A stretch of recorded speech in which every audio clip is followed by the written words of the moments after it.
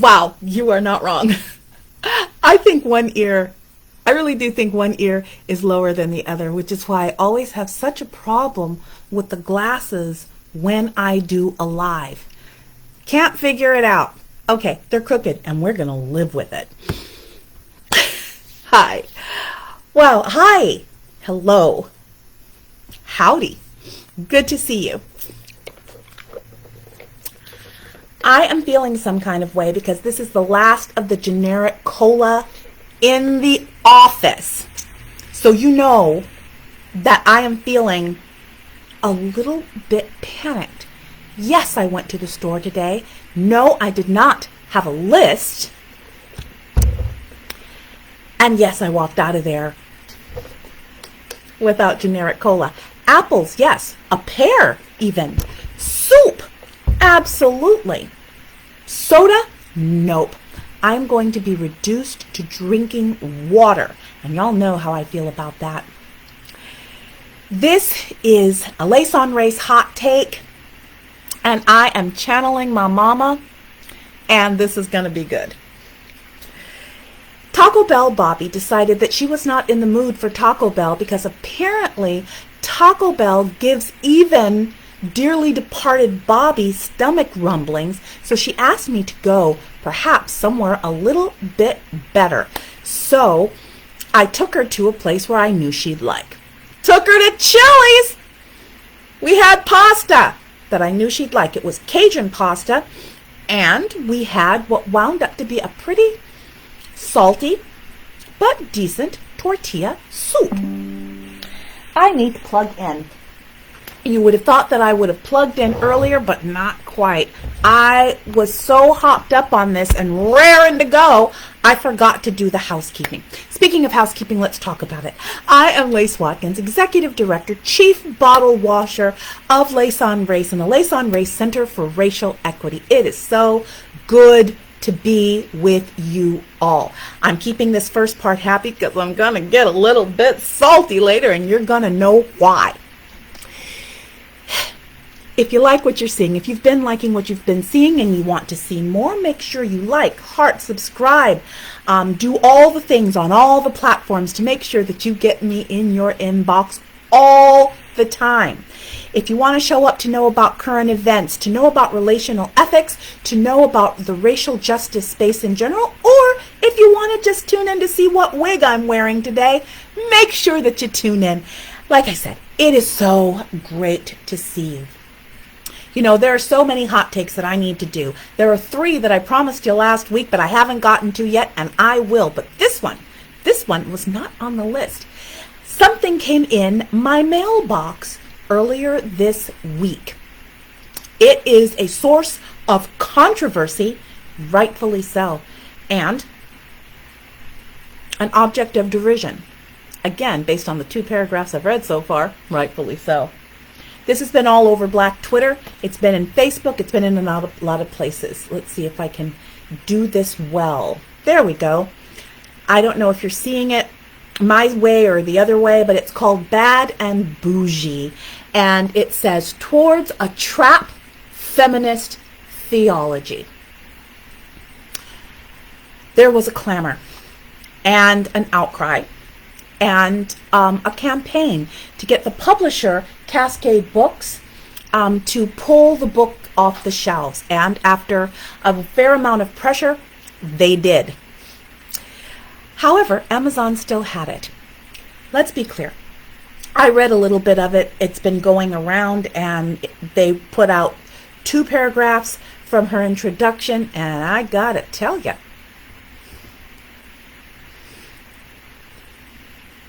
the critics might very well be right. I'm going to read it. It's not that long. I don't think I'm going to have to expend very many neurons and synapses digesting this pretty thin book. If you don't count her citations, it's 114 pages. From a quick skim, it looks like it's a generalized version of a dissertation. Like she wrote her dissertation, and then she decided she was going to monetize the dissertation, and she kind of dumbed it down a little bit. And here we go. I'm going to read it. I do not want to be too derisive of it, and I really believe that if one is going to challenge and critique a body of work like this one, that you should know what you're talking about. However, that said, I do indeed believe the people who have already critiqued it and who have already had some things to say about it. Let's get down to it. Going to keep smiling. Let's get down to it. The author is a white woman. She teaches multicultural studies, among other things, at Azusa Pacific University, which is an evangelical Christian university here in Southern California. The person who wrote the blurb on the back of the book is also a white man, her boss at Azusa Pacific. I actually telephoned her because I wanted to talk to her about the book so that I could get a little bit of context. When something is either being given dozens of roses, or I really need to get an ear surgery one way or the other, either a dozen roses or 10 dozen tomatoes, rotten tomatoes at that, you want to know what's going on. But there are some things that I can say right here in the here and now that are troubling. I will not say problematic. You know how I feel about catchphrases, but they do trouble me. The first one is the image on the book itself. This is not a woman who looks happy.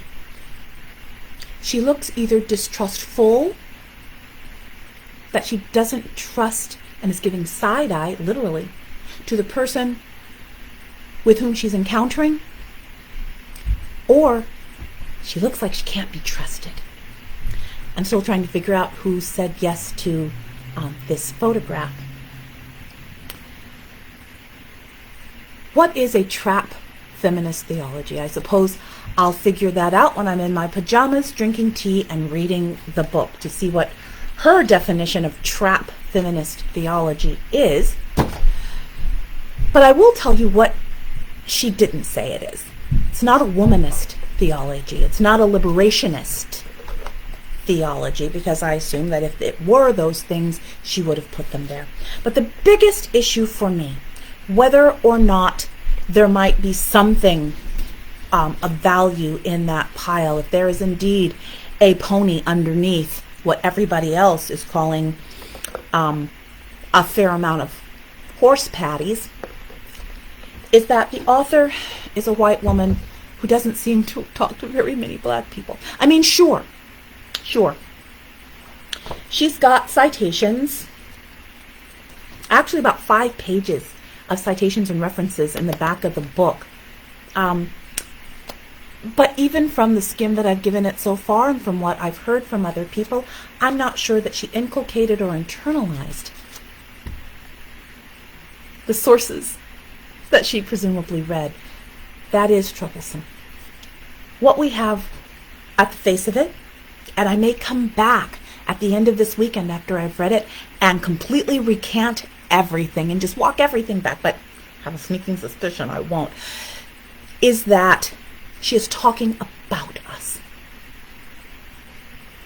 but not standing with us, not passing the mic. Talking about us and not standing with us. Talking about us, but without the solidarity that you would think would be demanded. Justin Mark Smith, also of Azusa Pacific University, and her boss, says that she has produced a deeply important and relevant work that gives voice to communities that are continually marginalized and excluded from theological discourse. Let's talk about that for a minute, because, yeah, that struck out at me as I was, walking up the hill from the mailbox. Who is she giving voice to exactly? Other than herself, who is she giving voice to? One of the things that I've talked about a lot, and I do mean a lot, is the marginalization and the minimization and the outright denial of Black intellectual thought. That we cannot be people, that we cannot be people who can string more than 3 words together, and that our history needs to be interpreted. That was a cough, not a sneer. That our history needs to be interpreted through a white lens.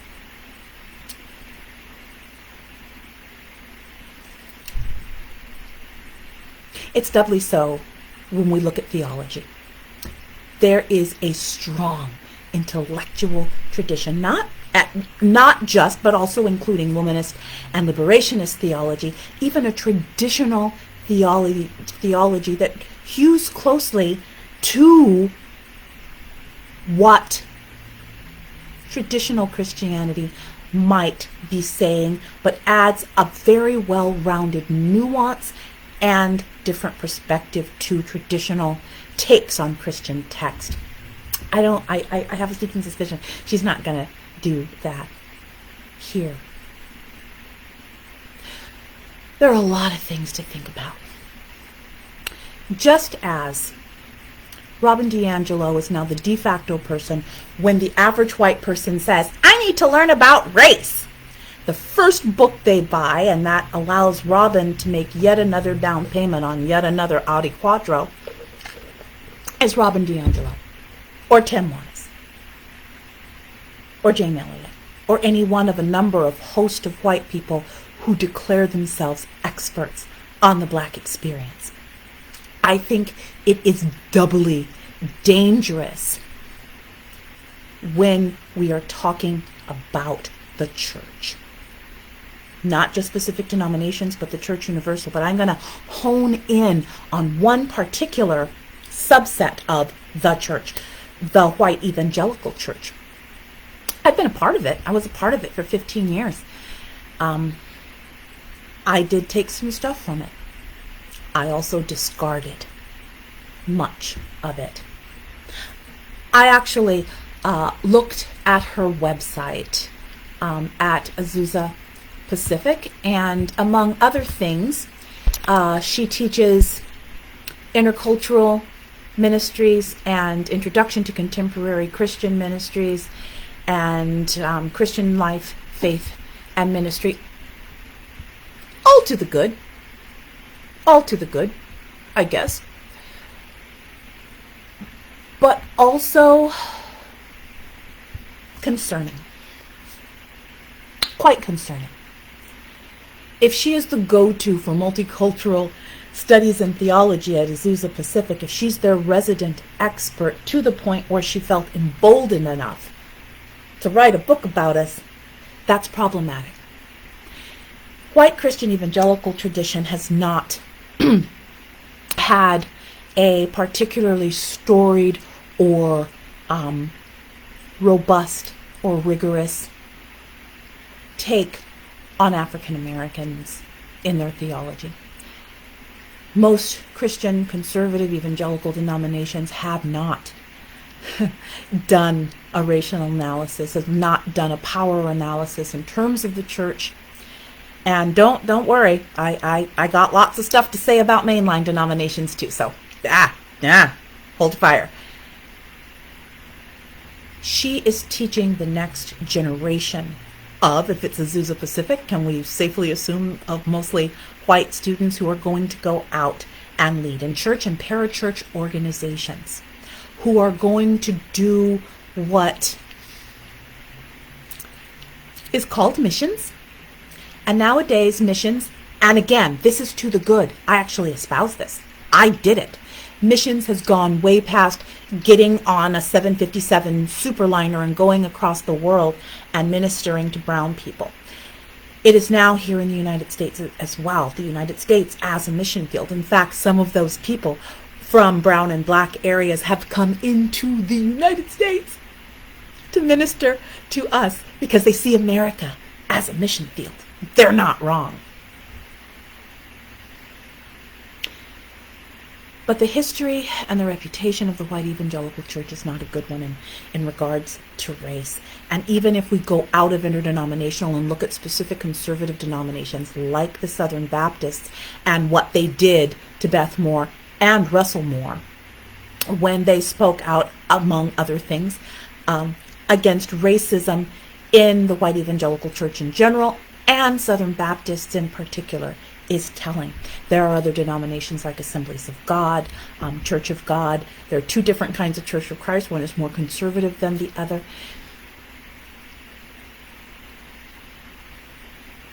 The question is, what is she saying about us? It's 15 minutes in, but I do want to say this. If we are talking about anyone who would dare to speak to a white audience, because that's who she's aiming it to, and in a very real sense it can kind of be seen by the image. If she's aiming it to a white audience, then she needs to be able to challenge them. She needs to be able to have a real good working definition of what womanist and liberation theology actually is. And she needs to stop holding them at arm's distance and treating herself as a non-participatory observer. I'm going to read the book. We'll see how it goes. Thanks for listening again. If you want to know what I think, be sure to be tuning in. This weekend, I will be doing a live and maybe a non-live, definitely an essay on what I found here as well. I'm going to continue doing lives this evening because I want to punch them all out. If you don't get this live, don't worry. If you don't get the other ones live, don't worry. They're all going to be uploaded to our regular Facebook page, what we call the takeout window, as well as laceonrace.com and the bistro. So there are plenty of places to be able to access this. I'm going to talk about the takeaway later, but I have a sneaking suspicion it's going to sound something like this. Don't talk about us. Talk to us. Leverage, flex, and pivot your prestige and your social capital. I don't think she's done that yet. I am completely willing to be wrong, but I'm not sure she did. And so, we are going to see what Dr. Jennifer M. Buck has to say about us.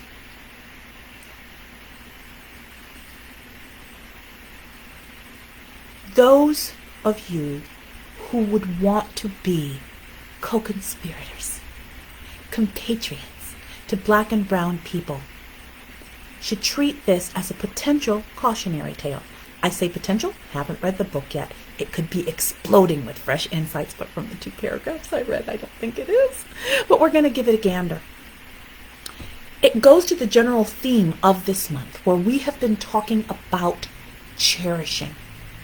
So the question that is going to be first and foremost on my mind as I go through the 115 pages is Dr. Buck, I got it right, is she cherishing us?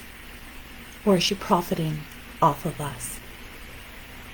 Is she lifting us up or stomping on our backs?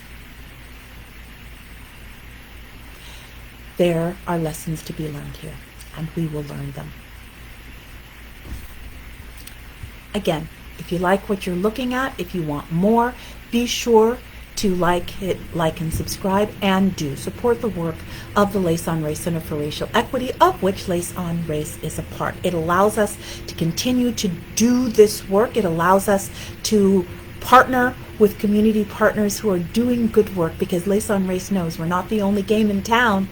It allows us to continue our community mental and emotional health fund, and it allows us to create and curate a community of people who will be much less likely to do what I have a sneaking suspicion Dr. Buck just did.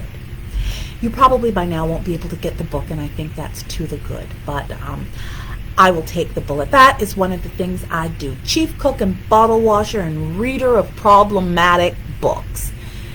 See you later. I'm going to get some protein and get ready to read.